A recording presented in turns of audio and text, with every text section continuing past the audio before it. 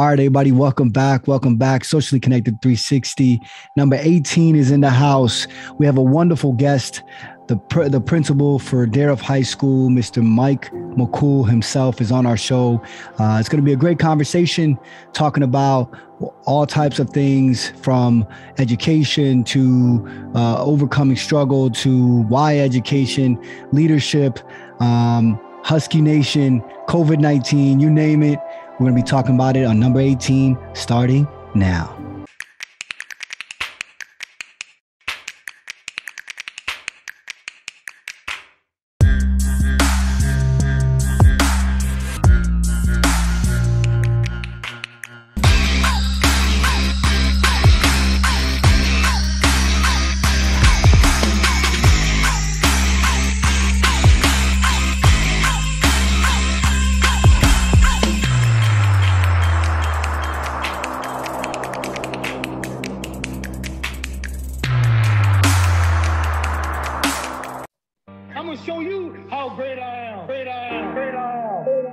This kid's gonna be somebody better than anybody ever knew.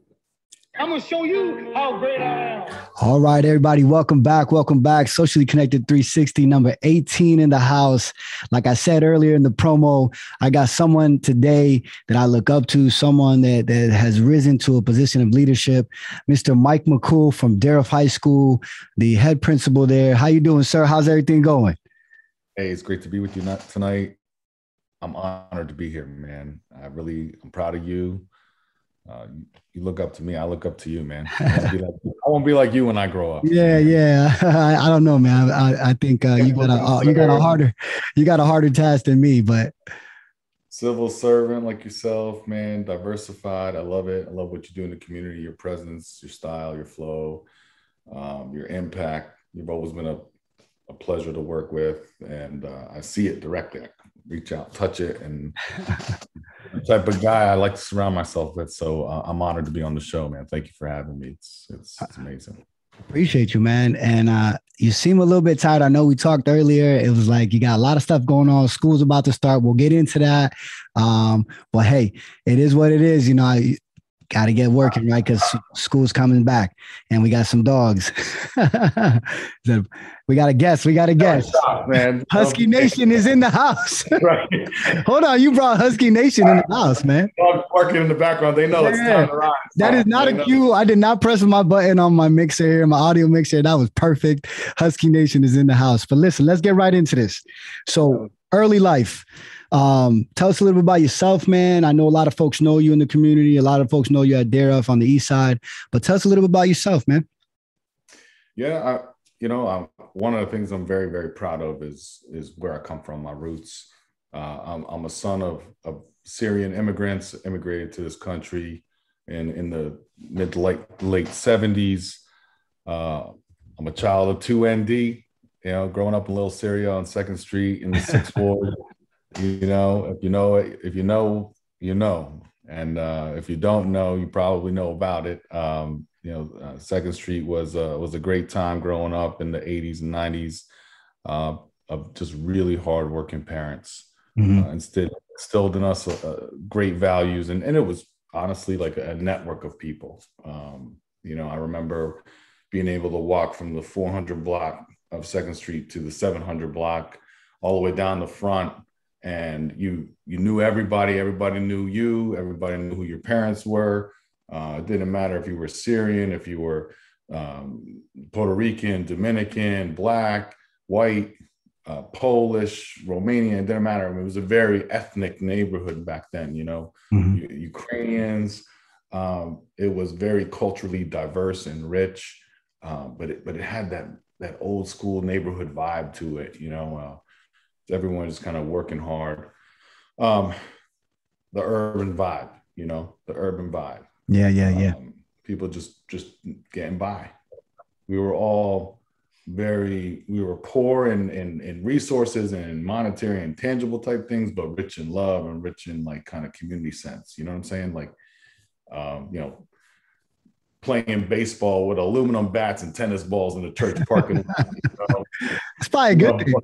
Yeah, whatever football you can get, you play from telephone pole to telephone pole. You cut the boundaries with different lines in Yeah, the yeah, sidewalk and stuff like that. yeah. I'm really, really proud of my upbringing because I feel like I had that classic childhood, But coming home to seeing really hardworking parents, from day one, they just instilled in me that American dream mindset, that meritocracy type mindset. If you work hard, you can make it here. Mm-hmm. Nothing can stand in your way but yourself. No excuses, and they dealt with obstacle after obstacle, limited English, limited education for sure.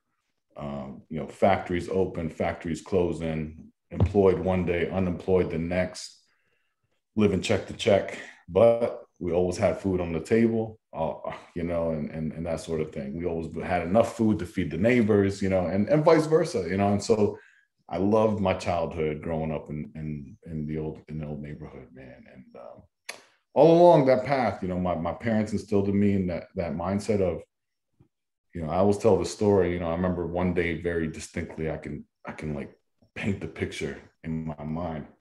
My dad came home after working in the factory all day, working overtime, any chance he got, and I was all excited to see my dad. Like, hey, daddy, whatever. And he was just so tired, man. He leaned over, unlaced his boots, and he took this deep breath. He said, "Son, how was school today?" "Oh, it was good, Dad. It was good, Dad." We were afraid to get in trouble back then, like crazy. It better have been a good day. Right? Yeah. That was the only answer, It was a good day, Dad. Were you good? Did you, do all your homework? Yeah, I'd done my homework by that point, He lets out a sigh. He's like, "Son, get your education. Stay good in school. Do well in school. Don't be a jackass like me and work with your back. Get an education and work with your brain. Whatever you learn, no one can ever take away from you." Wow. Get an education, son. Work with your brain. Don't be a jackass like me and work with your back. And he said it in Arabic, but that lesson never left me, I tell that story to my kids, I tell that story to my students all the time about the value of their education and what they're getting and the opportunities that they get that maybe we didn't get when you and I were growing up. Yeah. And to cherish that opportunity and make the most of it, because what you put in, you get out. And once you get it, no one can take it from you. I firmly believe in that. So, it's all about, doing the best that you got. Now, of course, I grew up in the street too, so I was a punk every now and then. I got a little bit of trouble, but, you dust yourself off, you get up and you learn lessons, you take a lick and you keep on ticking, I got my fair share of, Syrian style butt whoopings, you know what I mean? yeah, for sure. Man, that's powerful, man. So we're similar, man, because I said this before. I went to the food bank and down there in the ward, and it's a Syrian food bank, and you know which food bank I'm talking about. And I talked to the elders there, because the police department helps them out sometimes, and we go over there and I talk to them and I say, we're very similar, Puerto Ricans and Syrians, right? And he looks at me sideways like, "What you talking about?" And I said, and I looked at him like, "Oh, damn, I think I messed up." I said, old school. I said, old school. I said, my parents came here like you all came here, and your family came here and worked hard and did everything they did because they wanted a better life for us. And so when I see elder Syrians, I see, it reminds me of my elder Puerto Ricans, because that's why they came here. And for your dad to say that to you, man, that's just powerful, man, because he changed the whole your whole paradigm, like shifted your paradigm, but you saw hard work, just like like my parents, I saw hard work every day. Every day we went out there, we I saw hard work, my dad working hard, and so, but that's powerful, man. So, that was one of the things I wanted to talk about, overcoming struggle. But I see you have a placard behind you or a picture. So you went to Deriff, right? No, I went to Sheridan Elementary School. Okay. Went to Morton. Uh-huh. And then, again, my parents, working hard, saving every penny they got, they wanted to buy us a bigger house. And we were outgrowing our house. There was 5 of us in our row home on Second. And I go back there and I see how wide my house was. And I was like, wow, but they bought enough money to buy a little ranch house in Fullerton. Literally, the backyard is the boundary to Allentown. Like, wow, this far enough to be on the other side, right? But close enough where you could smell the pita bread from Second Street. Like, I literally look over the balcony, I could see Second Street from my parents' house. So they didn't want to leave too far, but they wanted to give us a little bit more space and stuff like that. And I remember thinking, like, my parents' house was like the dream house, man. We had an above ground pool in the backyard that my dad worked on. So I ended up graduating from Whitehall. But that's where I ended up graduating. But, you stayed close and tethered. All my cousins went to Deerhoof and uncles, and, so it was always a very strong connection between the Deerhoof community there, even though I graduated from Whitehall. Yeah, man. But I mean, at the end of the day, Whitehall, Deerhoof, Allen, I mean, we're all together. Let's be real. We all play basketball. I remember playing against, I remember P. Lasicki. Did he go to school? He didn't go to school with you, did he? Nah, that's way back. P. Lasicki is a little bit older than me, but he's like a big brother to me. Okay. Really good friend. Really good friend. It's a small world, you know what I'm saying? That's what I mean. It's still community within a community. And we all have rivals, but we all still, try to love each other. And you're an Allentown guy anyways. But so real quick, why education? I see, obviously you're in education. I see your rise. Why education? Why did you choose? I know that your dad told you to work on your brain and to get an education, but, as a kid, did you really take that in like that? Well, as a kid, I didn't know that I wanted to be a teacher till late. I mean, when you do those personal, who am I, all about me, like little flyers and things like that. I dug one out in my mom's house a long time ago. And for some reason it said I wanted to be an electrical engineer. Because I remember when I was little, I used to take apart like little cars and stuff and try to put them back together to figure out how things work. I was kind of fascinated by all that, the operations behind certain things. Like, how does this wheel spin? How does this do that? How does whatever. So I for some reason when I was little, I thought I wanted to be an electrical engineer. And then evolved, and you go through traumas in your personal life, and people touch you.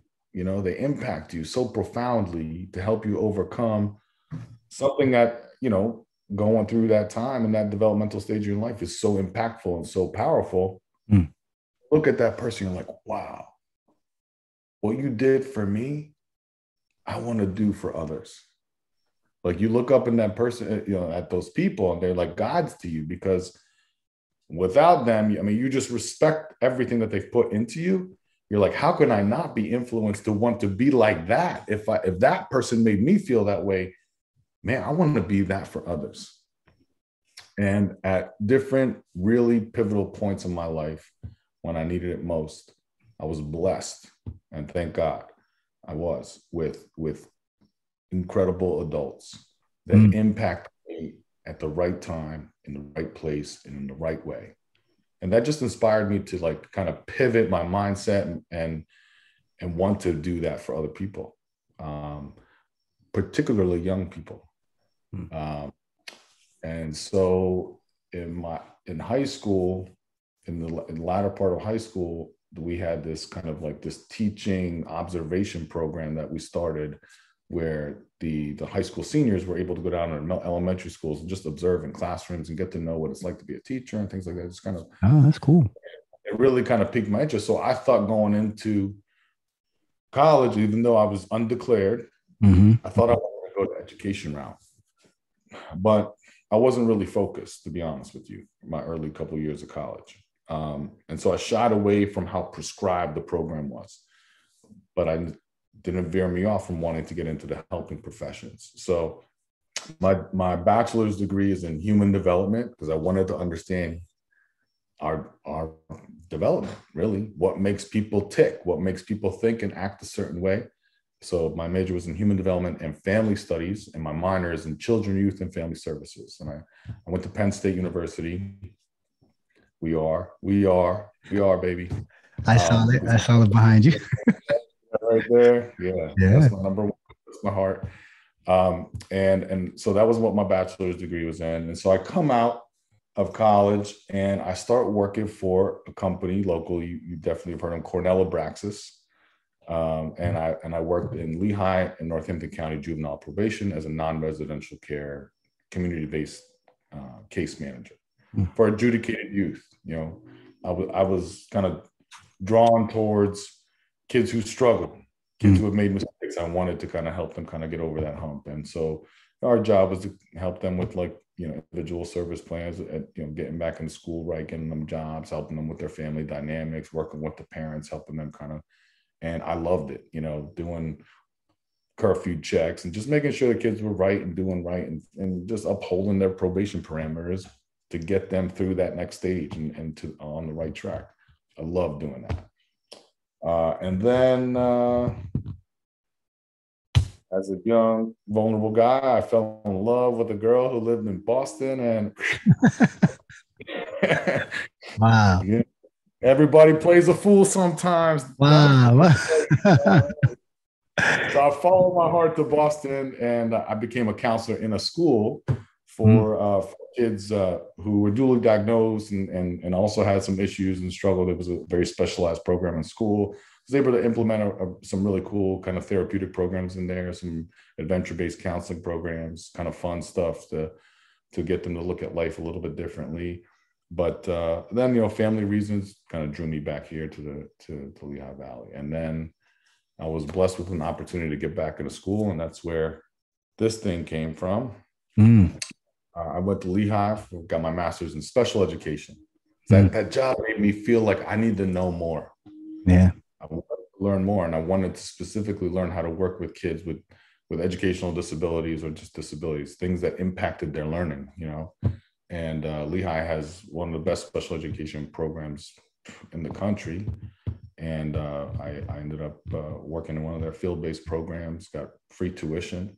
Again, blessings, man. I was just at the right place at the right time and met the right people. Wow. That put me onto these opportunities.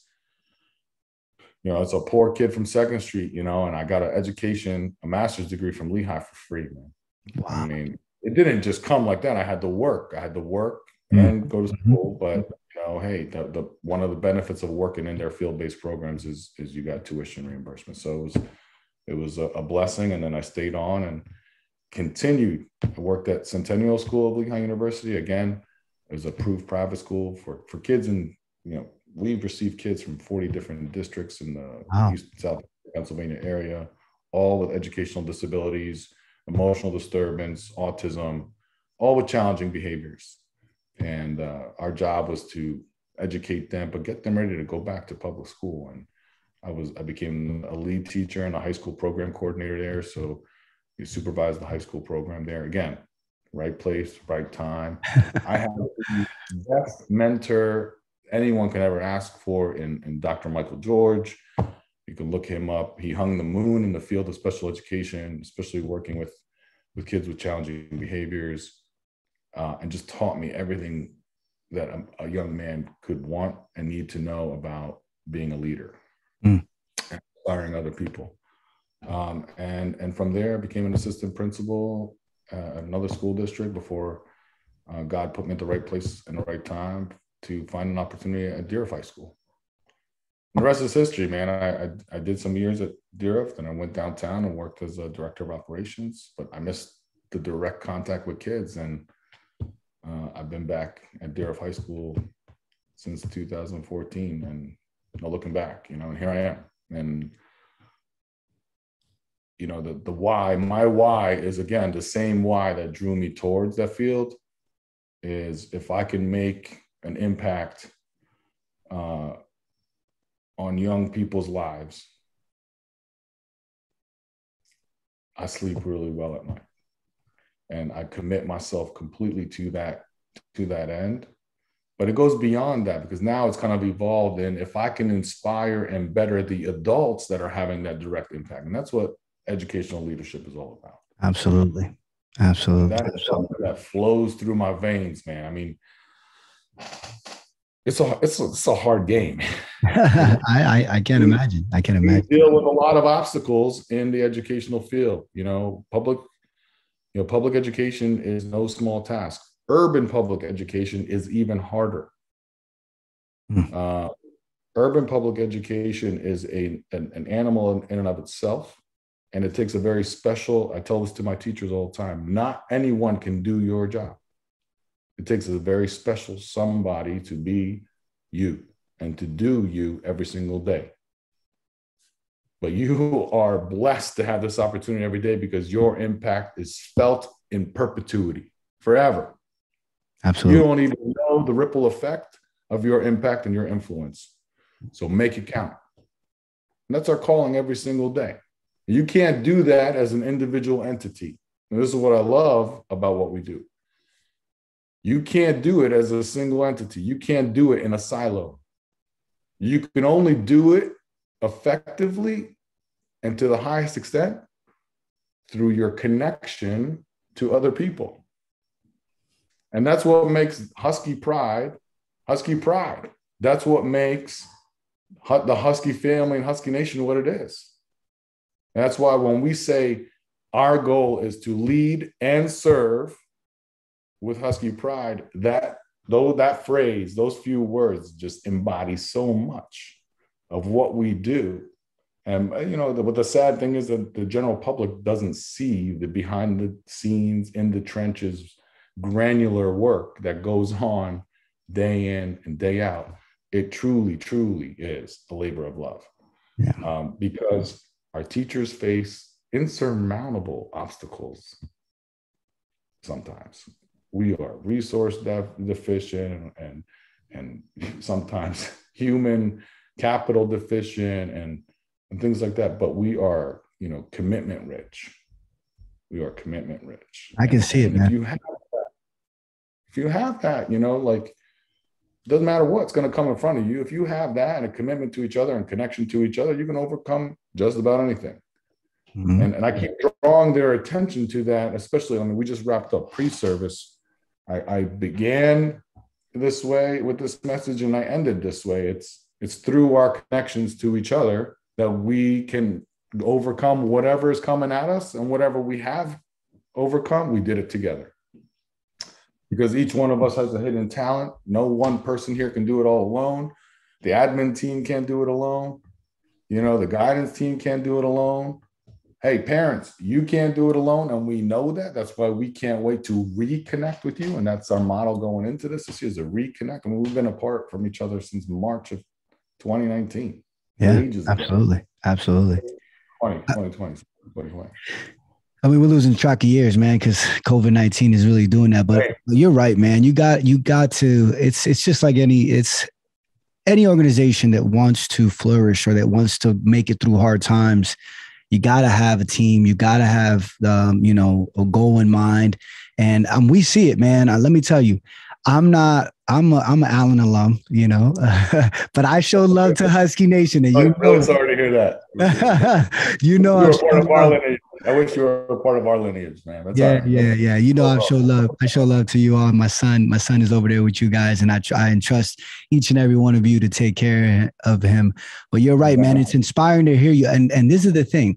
So when I knew that position was up, I already knew that you were the right guy for the job, because just to hear you tonight, after probably several months and weeks and days leading up to next week, where you're coming into this COVID-19, now we're going to get full time, you're working, and to still have that energy tonight as we air this show, it's just wonderful. And everything you're saying is so true. So I commend you on that. Two things.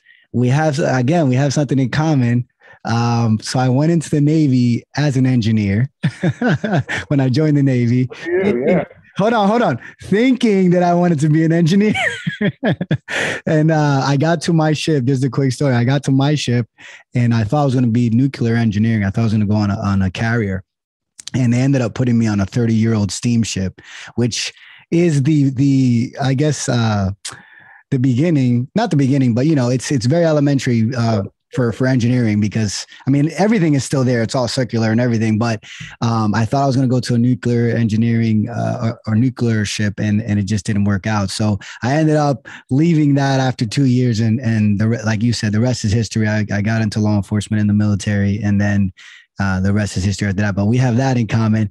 And then like I said earlier, my son goes to Dareth. I'm proud, and even knowing you, of course, I know you, but many folks know you as well in the community. But those that don't know you now know that this is a man that is taking this very serious, and you're real. You're showing it tonight. So let's talk about that, man. You mentioned Husky Nation going in, and then COVID-19. So tell us a little bit about both. What to expect this year for Husky Nation, and then a little bit about COVID-19, if you want. Oh man, where to start? Yeah, I mean, you mentioned a little bit of it, the obstacles. We've been disconnected, trying to get everybody kind of back in that the paradigm of face-to-face learning, coupled with on top of like all of these mitigation factors in our health safety plan, and we want to make sure everybody is safe. We want to make sure we can't take that lightly. It's a global pandemic. It is real. It is what it is at this point. I think we've all kind of wrapped to some extent, head around the reality of our existence right now, right? So there is no perfect red pill or blue pill that can make everything right? But so we're gonna do everything that we possibly can to maximize safety and everybody's well-being. So we have to keep health, safety, welfare at the forefront of everything that we do. Yeah. The other thing that we are, extremely focused on is the social emotional impact on kids, and whether they're micro traumas or full out, adverse childhood experiences. We as adults have to be very cognizant of the fact of how everything we've been through has impacted us emotionally, physically, mentally, the whole nine. Imagine what that could have or did have, how it did impact young developing minds and hearts. Follow me. Walking into school on Tuesday, September 7th, almost one half of my student body would have never stepped into Dareth High School yet. Wow. Just kind of like reckon that for a minute. Our freshmen and sophomores have never stepped foot into Dareth High School. Wow. So now instead of one class, acclimating and onboarding one cohort of students, we have two. Our juniors never completed their freshman year, never saw a school year from September to June in whole. So, I mean, that's just enough to blow your brain right there, right? I mean, we have to account for kids' social emotional development and getting them into school mode. What it means to be a student in a system, a 9 through 12 building, They're coming in from, the middle school model, which is very different. Now you have different courses, you have higher expectations, you have a little more challenging type of content, you have different teaching styles, you don't have a team model, of educators. It's something that we have to account for. So what I've told and have emphasized, and our district has emphasized, quite frankly, but particularly our conversations at Husky High, is that we have to account for kids' social emotional learning side by side with their academic content learning. So we're working on enhancing our strategies to embed that in our facilitation content as well.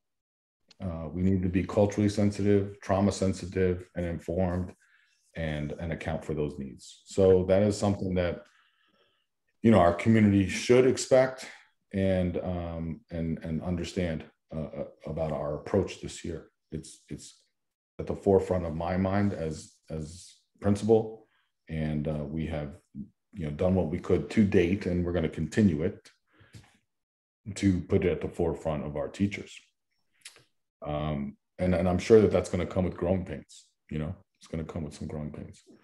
At the same time, teachers have to pivot from being almost, in a sense, 100% virtual teachers to back in the classroom, live instruction, and managing that classroom environment, classroom procedures. Again, with books and computers and technology and all that stuff. It's a dance. It's like riding a bike. At first, a little clumsy. So, I'm very, very excited. I always say this about my staff, and I'm glad I can say it on this public forum so the world can know. I mean this. I would put my Husky faculty and staff side by side up against any high school's faculty and staff in the Greater Lehigh Valley and beyond. With their skill set, their talent, and their commitment to our kids, it's unmatched, man. We have an unparalleled group of talented professionals in that building. Doesn't mean we're perfect, but it means that they are as good, if not better, than anybody else. And they don't get the credit that they deserve. People don't see the work that they do behind the scenes, the commitment they have, and the things that they overcome on a daily basis to do what they need to do. Yeah. So, man, and again, this is why I said it, man. When the job was up, and the retirement came, and now they're looking for a new leader, man. This is real stuff here. And this is why, Socially Connected, this is why I started this podcast, because people need to hear from you, the leader of one of the two biggest high schools in our area, and mention these things, because we take that for granted. Not only what you stated earlier about, people just think you got to wear masks and we're going to bring, a quarter, or half of the kids or more than half of the kids are going to be full time and the other are virtual. But they don't talk about, what you mentioned earlier about what post-traumatic stress disorder from COVID-19 has this affected the teachers, the students, and all of us. And so that's huge. And then obviously commending your staff and actually, saying that you would challenge any other faculty. That's pretty awesome, man. I love it. So yeah. So on those two things, the mask, I know a lot of folks are curious about that. How's the mask going to work? Are you still doing you're doing some virtual, right? If students want to go virtual. Yeah. So the district has offered a virtual campus option. We, just to kind of ensure that the community knows, they have to apply to that, fill out an application. They meet with their building level administrator and guidance counselor, talk about, what it is, what it isn't, just to ensure that everyone is clear about what it is going into it, what those expectations might be and would be, whether the student is a good fit or match for that, in spite of their concerns about coming back to the building. Listen, I'm not going to make any qualms about it. I think that there's absolutely no substitute for face-to-face instruction.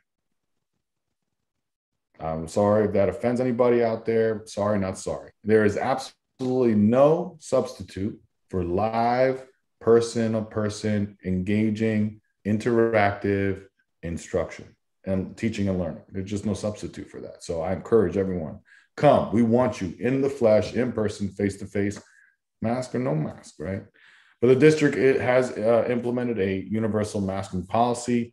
Obviously, there's breaks. There are a lot of times, obviously in cafeterias and such.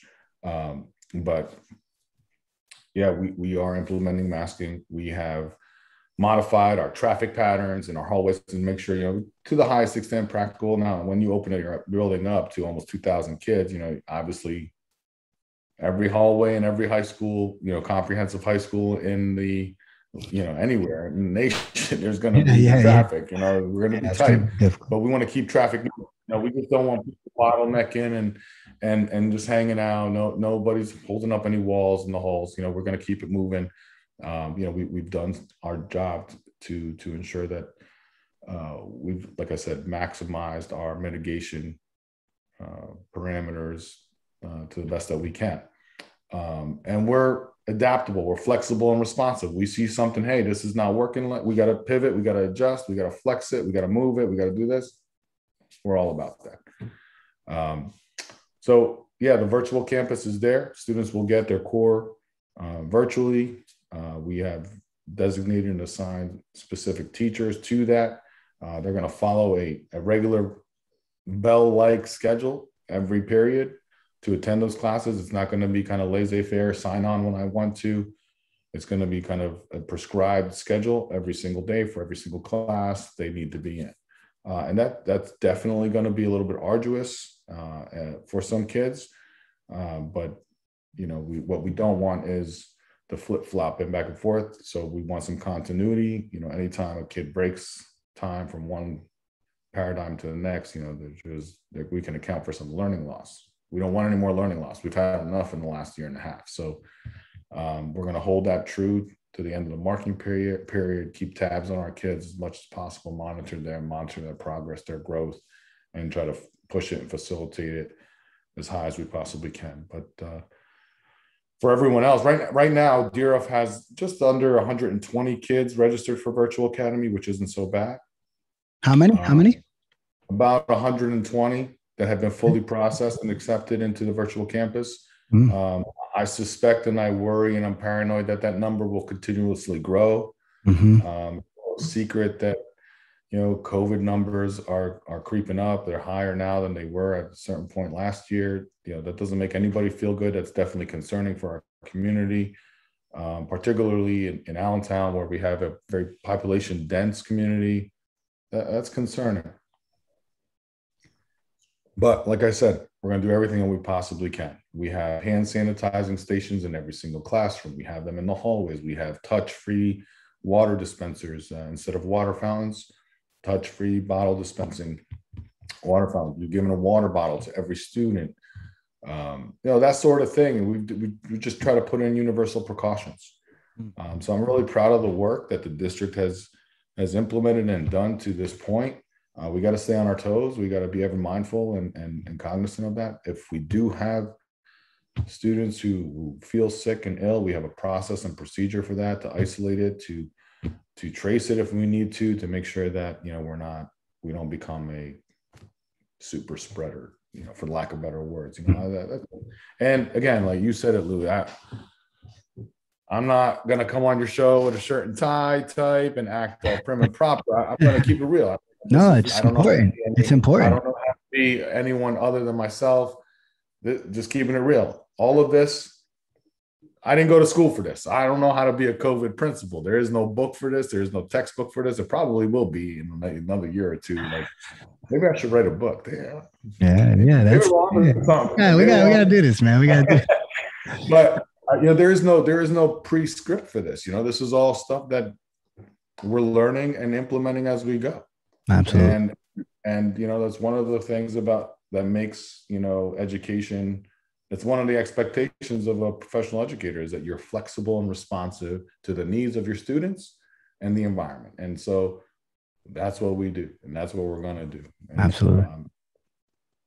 I'm looking forward to the people that we have doing what they do. That's what I told them.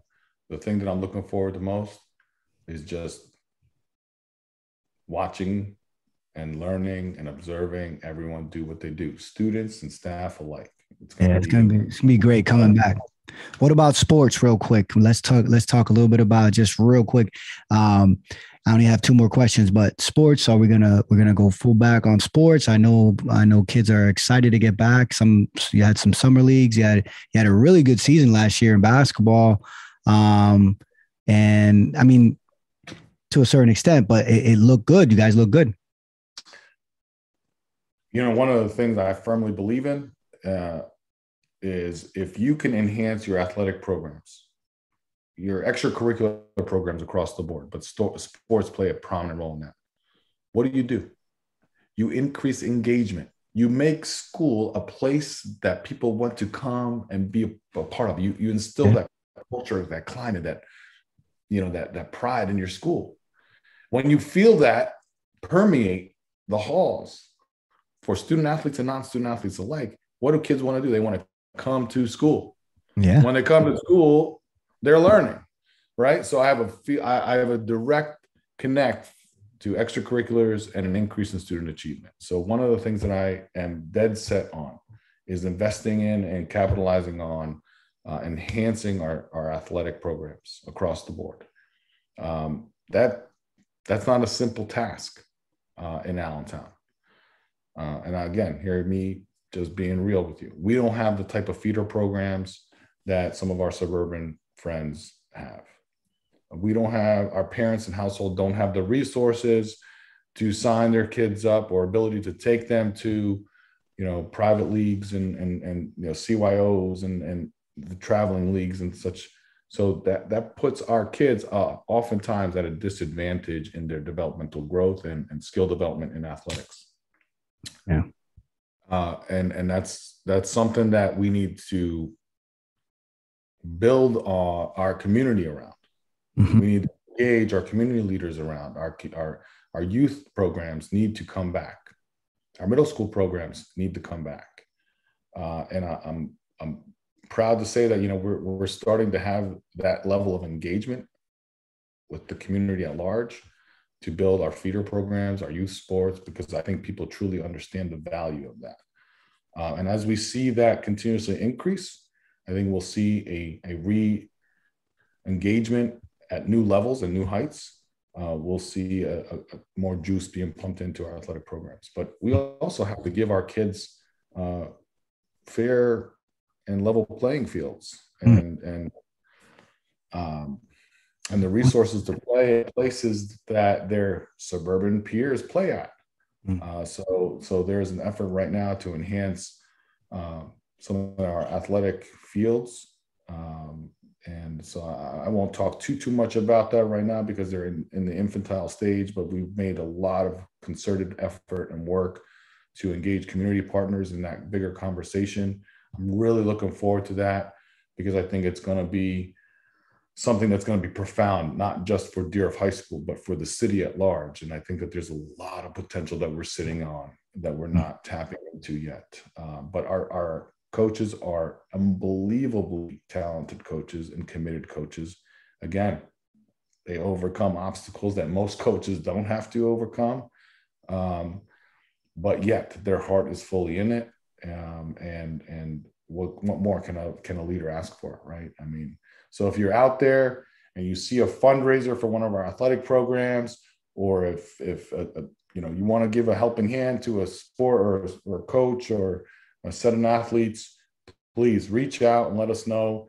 The more the merrier. Again, through our connections to each other, we will provide our students with the educational resources, supports, and opportunities to chase their dreams. That's our mission statement, to empower them with the skills and abilities to fulfill the career pathway or college pathway of their choice. Sports plays a prominent role in that. It played a prominent role in your life. It played a prominent role in my life. Absolutely. And so we're committed to that. I have an amazing athletic director in Dave Stout, Deer alum, phenomenal athlete in his time. And he bleeds blue and gray. And so he's doing everything he can to support coaches and move obstacles out of their way. He and I have been working extremely well together and committed to doing everything we can to enhance all of our sports. Yeah. Recently, Deer and Allen just engaged in a co-op program for field hockey and soccer. Neither school had enough to fill a full roster for those sports. Wow. And rather than not having a season at any given school, we want to give our kids the opportunity to play. So it's unity. Yeah, I mean, Unity. it's not something that that comes easy, right? That's unity, man. Let's do it. I'm ready, man. We're reaching over the bridge, man. I can do it. I've been trying to do this. We bring unity games to you. We bring unity games, man. It doesn't come easy for guys know. in gray, but our young ladies who play field hockey will play for the Allen Canary team, and the Allen Canary girls who play soccer will play for the Deer Huskies. Wow. It's an opportunity to keep kids playing, keep kids learning, growing in the sport. And so we appreciate the PIAA for accepting that. And we're excited at the prospect of that. Hopefully it leads to bigger. Well, if you think about it, that's another impact of COVID-19. Yeah. We haven't had FaceTime with our kids in almost, 20 months or something, right? So when you don't have that FaceTime with kids, you don't have a time to recruit. You don't have a time to kind of get them involved. You don't have a time to do intramurals, to engage them in the skills and drills and things like that pique their interest. They don't see their friends playing. And so they don't know about field hockey. It's not like Allentown is busting with field hockey teams everywhere. You know what I mean? So I think that getting back in the mix of everything, we'll be able to kind of build upon the momentum that we've established now. Yeah. And shout out to the Booster Club, man. You have one of the best booster clubs, Mr. John Hughes and that team. Alumni Association. The Alumni Association, excuse me. I thought that, they do a lot of fundraising too. And they're just great and capturing and it's just great to see them. I remember when I supported it or I helped the basketball team, and then I'll bring you back because I know we could talk about the APD Unity game. I just not on the show. We did the APD Unity game with APD Daref Unity game for about 7. It just would have been the 7th year. And I remember you being on the mic and talking smack and I miss all of that. I am 0-6. I admit that here on SC360. I did miss, I think, 2 game winners. And then Fernando hit a wonderful. Oh, right. Man. Oh my gosh, man. I remember. Well, I tied up the game just to recap everybody, and I have here we go. And I have the videos to show you. Okay, we were down by 6. You have to play that. I hit it 3. Yeah, I hit it 3 from the top, from the key, and boom, and it was like 30 seconds left. We get the ball back. I'm in the corner. I hit another 3. So now everybody's going nuts. It's just like, this is crazy. We had tie game, and then the Coach Jarjuice, God bless him, he actually didn't coach at all. First of all, the entire game. All right, let's be real. And then he draws up the best play, an out of bounds play, and Fernando hits an NBA 3 in my face to end the game. And at first, I was like, "Hey, come on, man! Come on, man!" And then I was like, "Wait a minute! I'm a 30-some-year-old." I saw your heart drop, man. And then so I said, "Wait, whoa!" And I started cheering. I think for the next month, every other one of your social media posts, your Facebook posts was about that game, and you lose it. I mean, you were so how about that?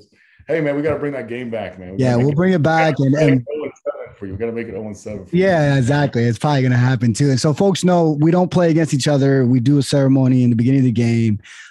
We switch 5 players to show the unity. We also raise money to acknowledge 2 or 3 folks in the community that have done well. So it's a game that really before everything started in our nation, because we know there have been problems with police and the community.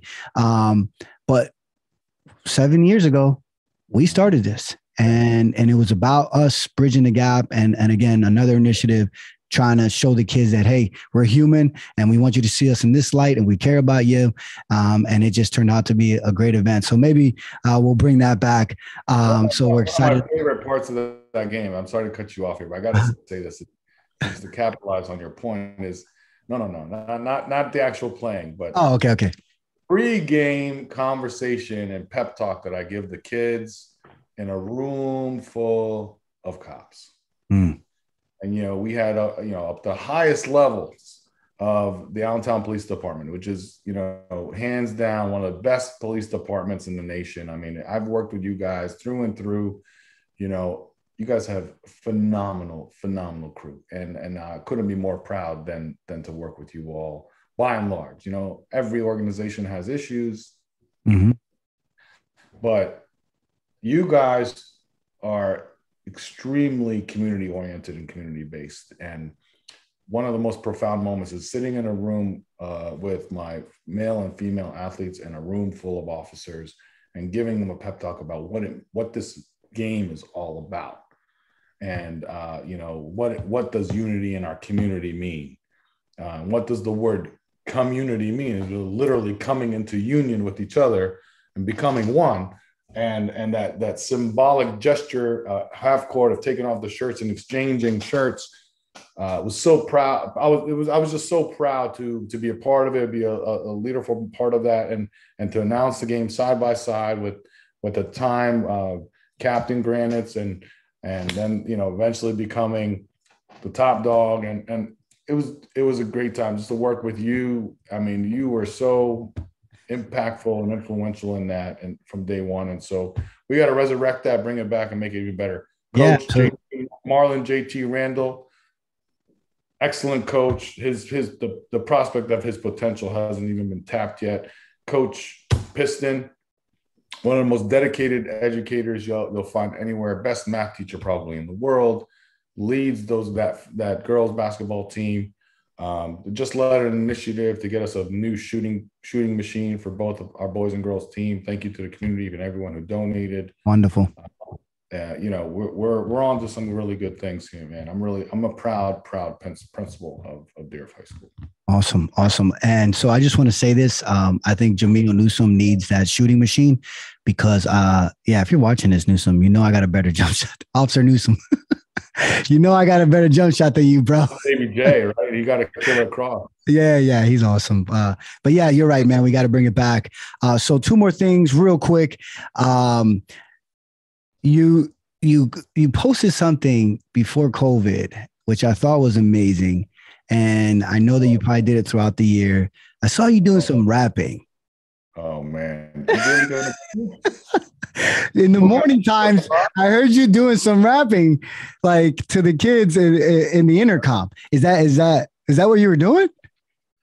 Yeah, you know, I started this thing with like Freestyle Fridays. You know, it just came to me. You know, I'm a hip hop fan too. You know, I have very eclectic taste of music, but I would just be like kind of, you know, jamming to some music and stuff. I put on a beat, whatever, and I would just start rapping in my car about something that was on my mind.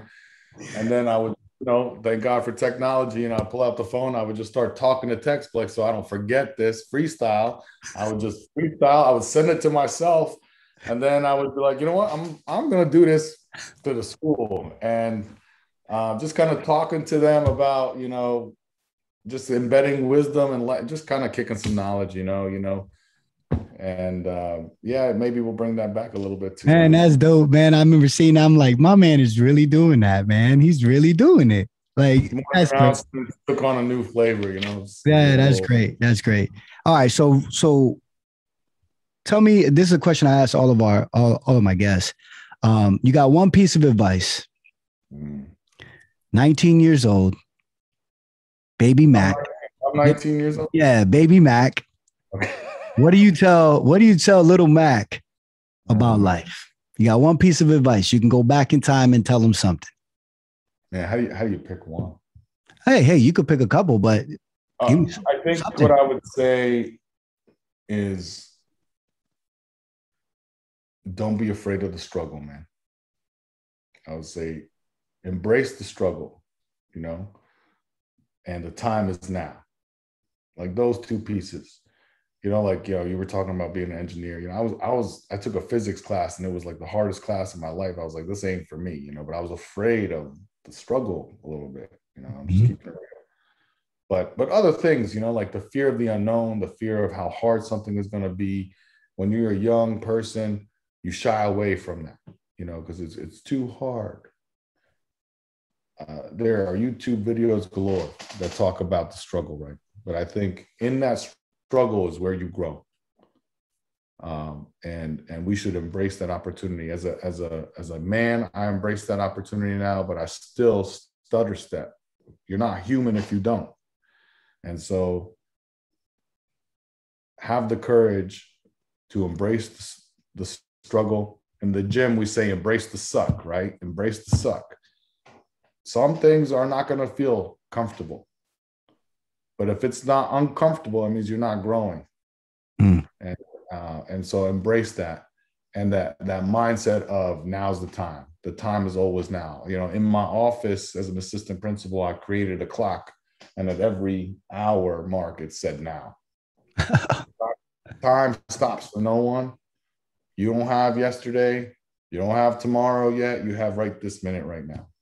And you need to live in the now, right now, because that's all you can control. So the most important thing is to be present and mindful, embrace the struggle in the now, and commit yourself to it fully. Don't shy away, because you never know when you're going to turn away an opportunity that could change the trajectory of the rest of your life. And again, I was blessed to be there at certain points in my life and embrace the opportunity. And that's why I am right here. I'm not better than anybody else. I just was blessed to embrace an opportunity. But I think back sometimes to other opportunities that I may have passed up on because I was afraid of what I thought would be something too difficult or too hard. So that would be my embrace the struggle, folks. I tell you, man, you got to have your own podcast. You got to start doing these videos, man, because you're inspiring me. And you know me, man, I'm ready to go every day. 5 o'clock in the morning, I'm embracing that struggle. So 5 o'clock in the morning, 4:30, I'm waking up lately, right? I started. You wake me up. You can call me and hit me up, man. I'm not a morning guy. What I'm saying is in that moment, I'm struggling. And so there's a young person that needed to hear what you just said, man. You got to embrace the struggle. It's like trying to wake up like I said, I can give you that analogy, right? You gave a couple analogies. I give you the analogy I'm going through right now. I know tomorrow morning, I'm not going to want to get out of that bed.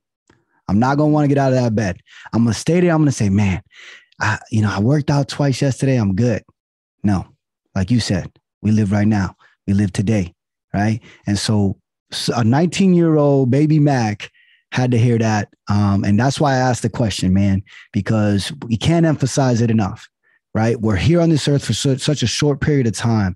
And for you to inspire folks, and you being in that high school, and obviously my son being in that high school, I know he's being led by a person that's inspirational. And I thank you for that, man. So on that note, I know people can find you at Daroff.